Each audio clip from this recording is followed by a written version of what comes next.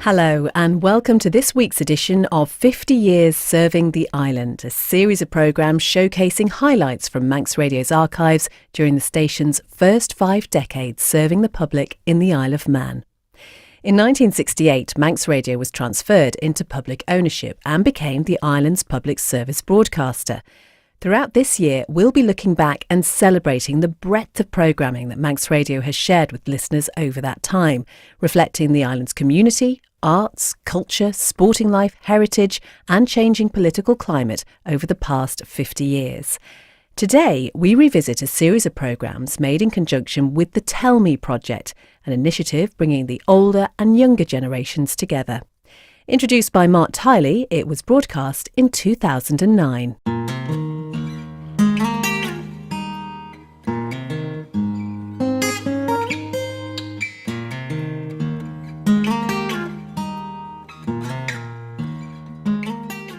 Hello and welcome to this special edition of Tell Me, as we look back over the past 2 years' work of the Tell Me project and bring you some of the childhood memories of the older people of the Isle of Man as told to some of the school children who conducted the interviews as part of this groundbreaking intergenerational project. What type of meals would you eat on special occasions? Well, special occasions to me as a child would be my birthday. So on my birthday, Mum and I, we would have a bake day and bake all our stuff. We would make cake, we'd make scones, and little tarts, and also we would have sandwiches made, which were very nice. And then come Christmas, which we were all excited about, we used to have a turkey and vegetables, lots of fruit, and we used to really enjoy our meal at Christmas. We never had a lot, but we enjoyed it. What type of drinks did you have? Well, the drinks we drank when I was a child was milk, and especially when we went to school, we had a carton of milk every day. Drinks like water we had, and if we were going out or going out with our little friends, we used to have sachets of fizzy stuff that we put in water and make sandwiches and go out for the day. How often would you get sweets? Well, not very often at all, because, as I say, I came from a large family of 7 and we never had the money. So we would maybe go out with my ninny, which is called a nan today, and she looked after me, and we would have a little treat, and she would buy a bar of licorice or a lollipop. What was the most common meal?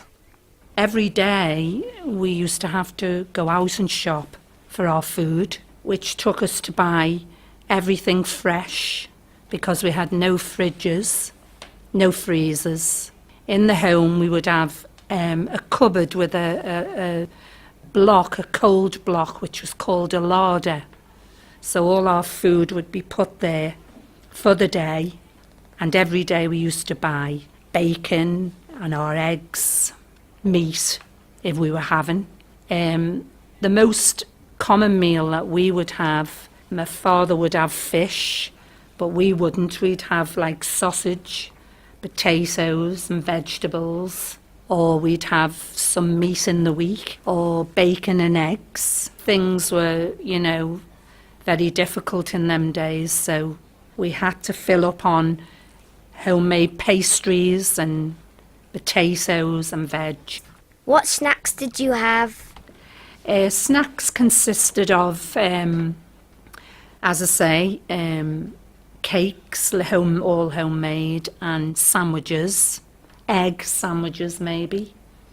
But then, when you say snacks, when we were at school, we used to go to school dinners. We never had, packed lunches in them days at all. We used to have school dinners, which, became vegetables and good nourishing food throughout the week, What hot drinks did you have? Well, I can only remember having Ovaltine of an evening. We used to have a drink of that, or hot milk, or we used to also have warmed orange juice. Yes, we did, every day. Did you have your daily fruit and vegetables? We had all the fruit you could think about, as my dad was a fruit merchant. And when he went to the markets, he used to come home on a Monday with fresh fruit, vegetables, and on a Thursday, so we were never without. Did you go to the cinema? Yeah, I went to the cinema every Saturday morning, or most Saturday mornings when I was a kid, yeah. We used to have matinees on, and we paid about threepence in old money to go in, which is just over 1p in today, and there used to be cartoons and a serial, something like Flash Gordon or Superman, with a different episode every week, and it kept you going back the next week to see what happened. Good fun, Saturday morning. Was the cinema black and white? Oh, it was all black and white, there's no colour. Didn't know about colour, just black and white. Did you have a television? Didn't have a television, no television at all, till I was about 16 in the very late 1950s, yes, no.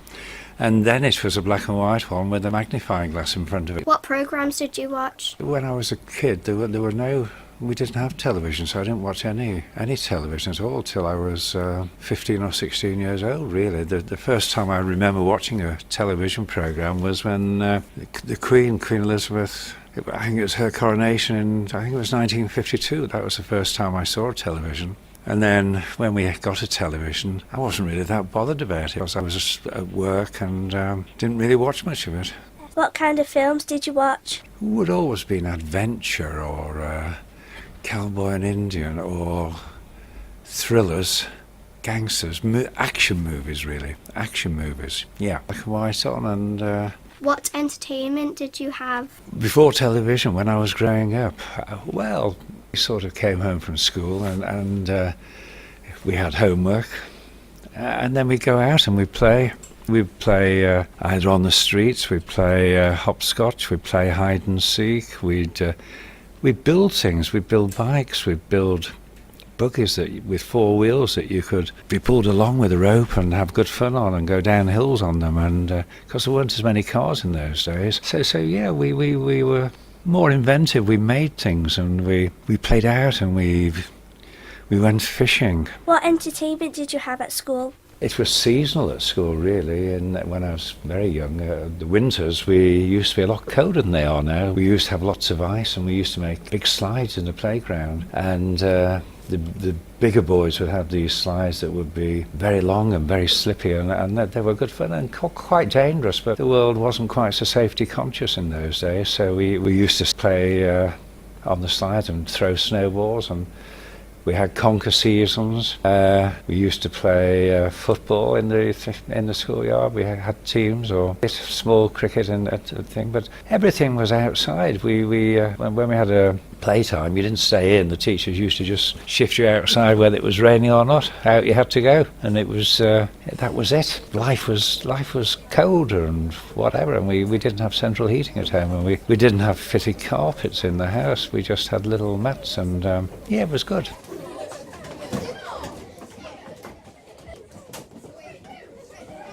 We walked. Most people walked in those days. To Douglas? Not to Douglas, to Arbury School. Right. We walked to Arbury School. When at 11, when you went to high school, we had to catch a train at 7 o'clock in the morning. That's very early. Very early. I had to leave home at 6:30 every morning. Wow. And walk about 2 miles to the railway station. Do you want to know what it was like going on the train? Yeah, was it crowded? Trains were always fairly busy. When you got to Douglas, you had another almost 15 minutes walk to get to the high school. And of course, because the train left at 7, we'd arrive in Douglas at 8. ish. By the time you'd all got off the train and messed around, as children do, and walked to school, it would be around about 8:30. So we were always some of the first to arrive at the school. And I can tell you that by lunchtime, 12 o'clock, we were starving. Absolutely starving. Did you get lunches at school? We could have school dinners, or just like you now, you could bring a packed lunch or you could have a school dinner. And I had school dinner. Right. And I could never understand how some of the children from Douglas would say, "Ooh, we don't like that." And I used to look at their plate and think, gosh, I could scoff that as well as my dinner. So one day we used to have a prefect sitting at each table. Yeah. We don't have that now. We just walk We around don't in the have hall as prefects, prefects. do we? Oh, we you- have you do prefects, we have- just don't sit at the tables, we walk around, so well, it's we quite had different. one at each table. And one day this prefect said to me, "Could you have eaten that?" I had my breakfast at 6 o'clock this morning. And she said, "Well, you just eat it and take no notice of these children here, because most of them don't know what a cooked meal is." So from then on, if someone said they would take their meal and they'd say, "I don't want it, I don't like that," I used to say, "Well, just leave it there and I'll have it after mine." Sounds awfully greedy, that, but when you've breakfasted at 6 o'clock, run 2 miles to catch a train, had an hour's train journey, another walk, got to school, you were ready for your lunch at 12 o'clock, weren't you? Yeah, it would be.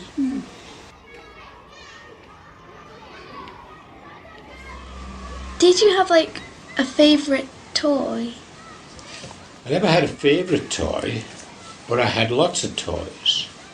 And one episode in my life, I remember when I was very young, was my grandfather used to give tins and cans and stuff like that to people that they used to call internees. They were prisoners of war brought over from England, Germans, and they used to collect these tins and cans, and they would take them away, and then a week or so later they would come back again on their day out or their activities, and they would hand these toys that they'd made. Yeah. They were wonderful toys, so I accumulated quite a lot of them. Did they break easily? No, they were well made, and I played with them for years. And then we moved house, and we had to get rid of a lot of stuff. And I'm very, very sorry now that we got rid of most of my toys, which if I'd had them today, they'd be very valuable. Yeah. So you don't have any toys now that you did have? No, I grew out of toys very early in life, and I liked outdoor activities far more than playing toys and things. I painted a lot, I used to draw a lot, and I used to love doing that. Did you have any like works of art that you Not did? works of art, but I did do quite well at school with art. And I remember my daughters, when they grew up and they were at school, I used to do their art homework for them, and they used to get good grades. So. Yeah.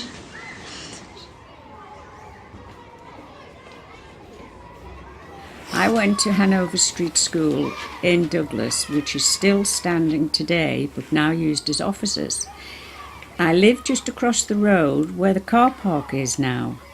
But even living across the road from the school, I could still be late from time to time. Was there any consequences being seen without the correct uniform on? Well, yes, there was. If you were caught without your hat, we used to wear a velour hat then, or a berry, and if you were caught outside school with your hat off or your tie off or anything like that, you would get a detention, a whole hour's detention on a Thursday. Were your teachers allowed to cane people who misbehaved?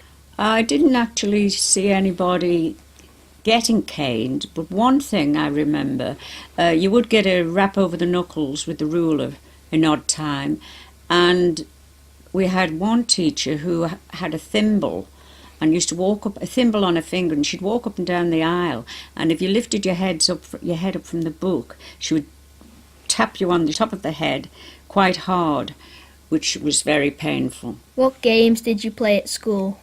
We played lots of different games, mainly running around, tip, skipping rope, top and whip, film stars, which you used to guess the name of the initials. One person would give the initials to the other children, and they'd have to guess who it was, and then you'd run across the road, and first there would be the winner.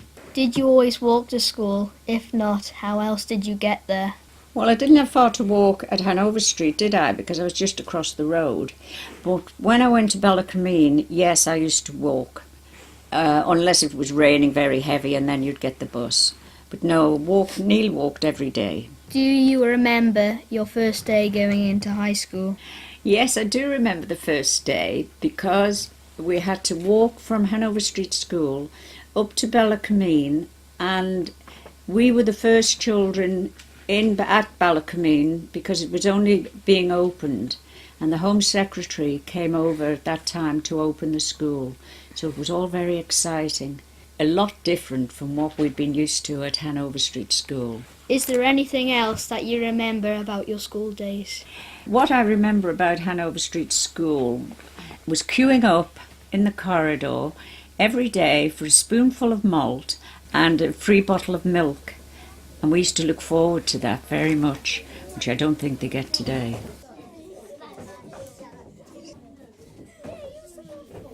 What was food like when you were a child?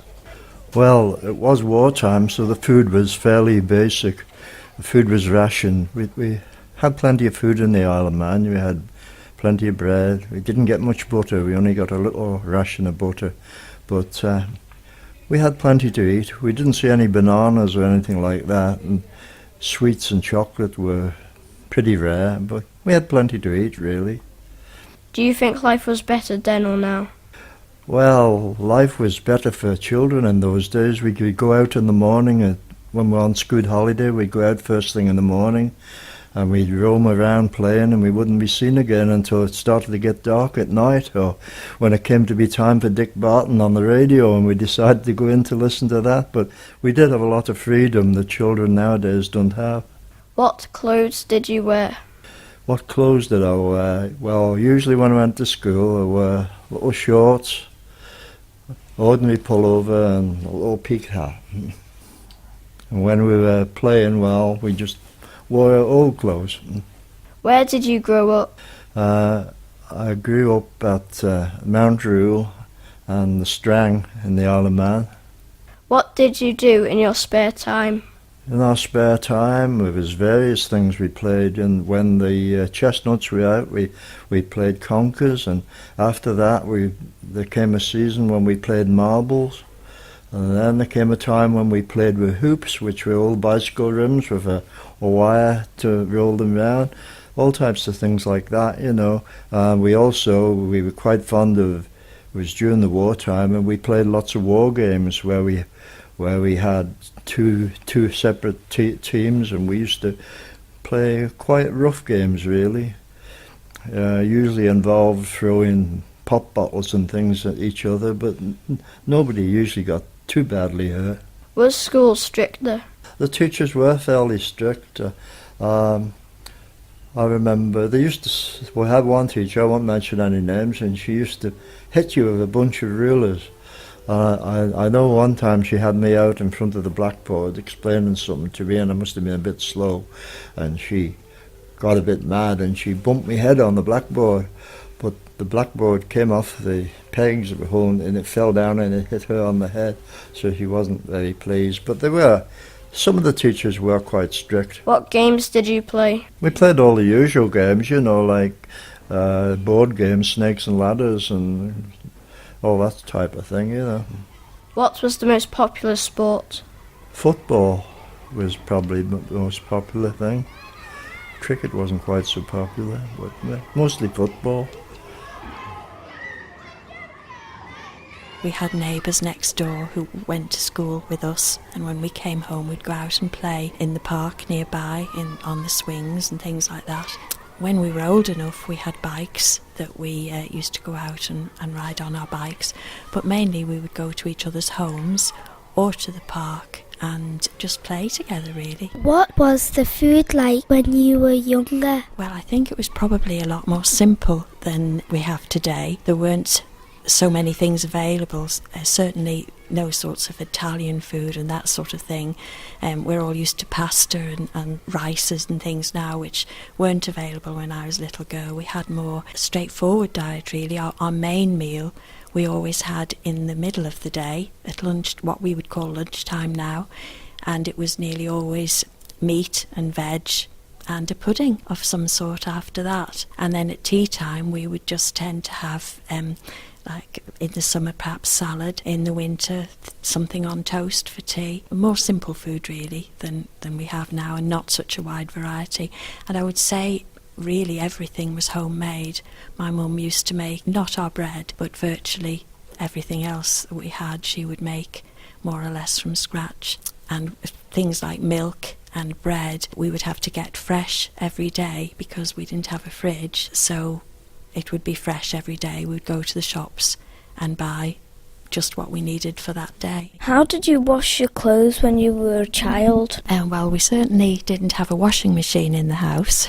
Everything was washed by my mum, either by hand or she had a wash boiler for sheets and things like that, and everything was washed in that. And then she had not a spin dryer or a tumble dryer, but a wringer, a mangle, and the clothes would be folded and put through that and then dried on the clothesline outside and ironed. Did you have a phone when you were younger? No, when I was your sort of age we certainly didn't have a telephone in the house. The telephone, there was a telephone box quite close to our house, and if we needed to make a phone call we would go to the phone box and use the telephone to ring the person.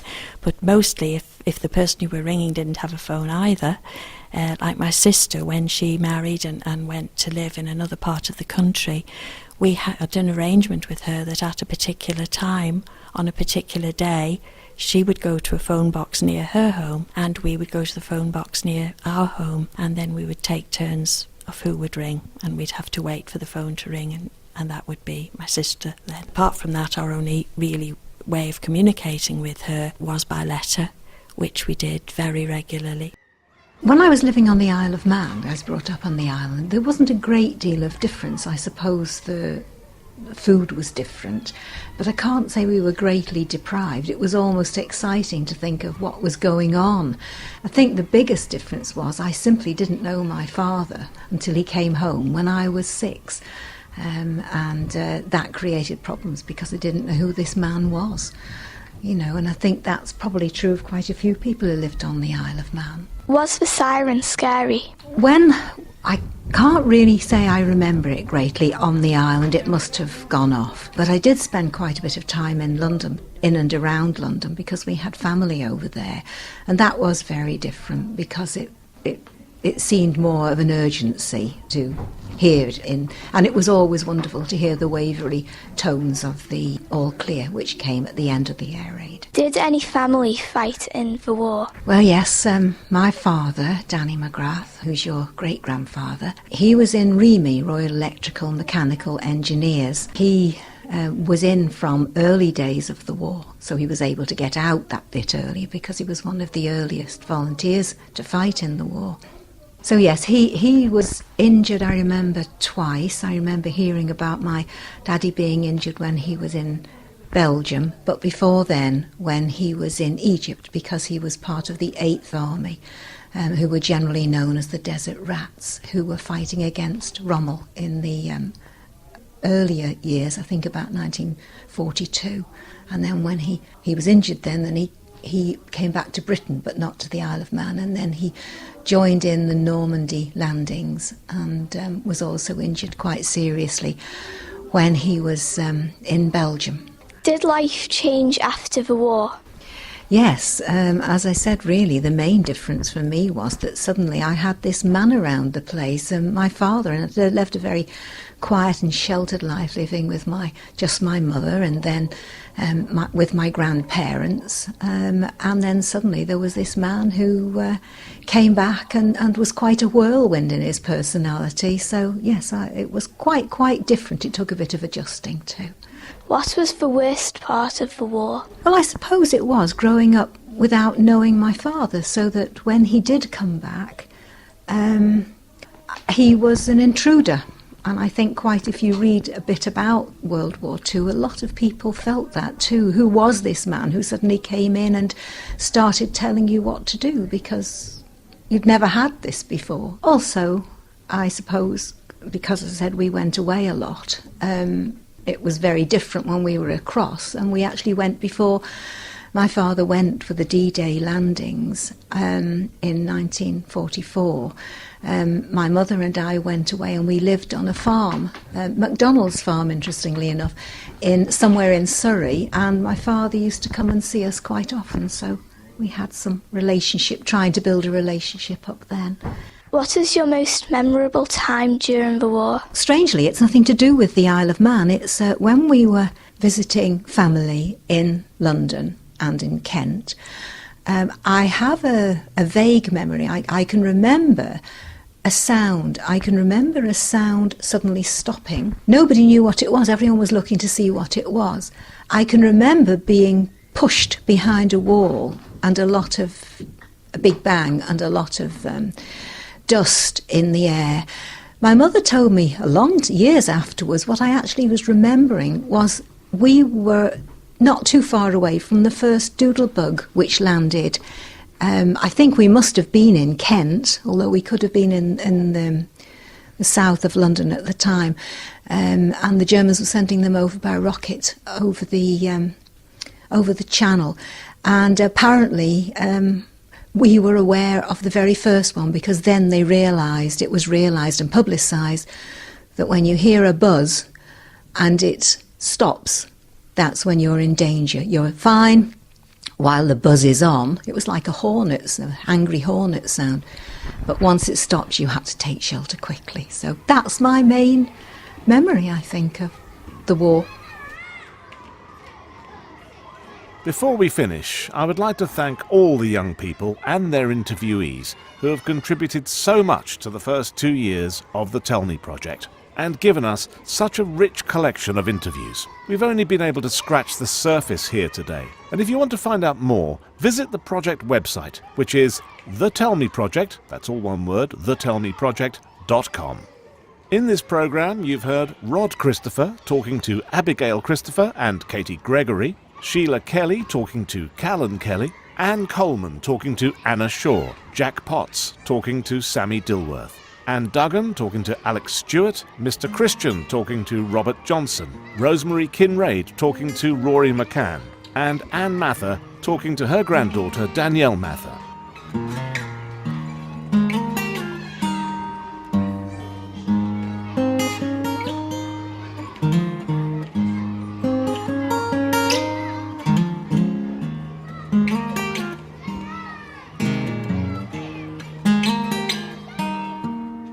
Mark Tiley with a special edition of a series of programmes made in conjunction with the Tell Me project, an initiative giving older people the chance to share their memories of times past with the younger generation. And you can hear all the programmes in that series and additional content from the Manx Radio archives online at manxradio.com at the Manx Radio portal.